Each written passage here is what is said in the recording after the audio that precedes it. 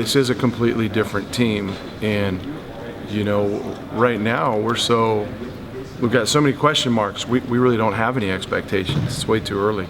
But I guess as a team, as far as those things go, but our expectations as how we carry ourselves and how we can play every day, those things are always going to be held at a high standard. So that's kind of the position we're in right now. We're focusing on those type things.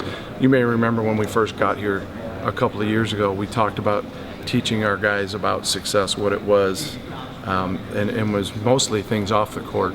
Well, we've got to do that again with this group, and then hopefully build from there as the season goes on. Does that sophomore class now become the voice of this team? They're going to have to. Shea's great, and hopefully Shea can provide some leadership, but he's not the most vocal.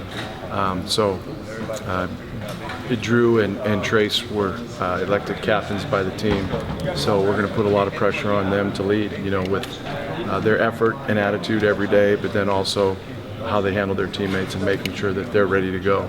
So right now we've got a lot of new pieces, and there's guys that are trying to figure out, we don't take days off. We may have a day off somewhere, but we don't take days off. So one thing you can't just coach is leadership.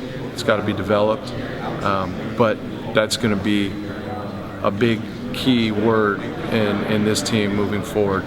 Do we have it? It's going to have to come from us early on, but eventually we're going to have to hand the keys over to the team.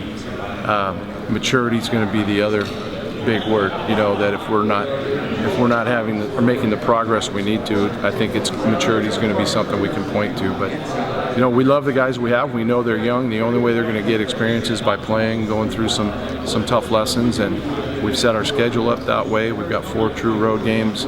I'm sure we're the only Pac-12 school that'll play 4 true road games. But we did it for a reason. We need these guys to learn some tough lessons so that when we get into conference, it won't be new to us going out on the road and trying to find ways to win.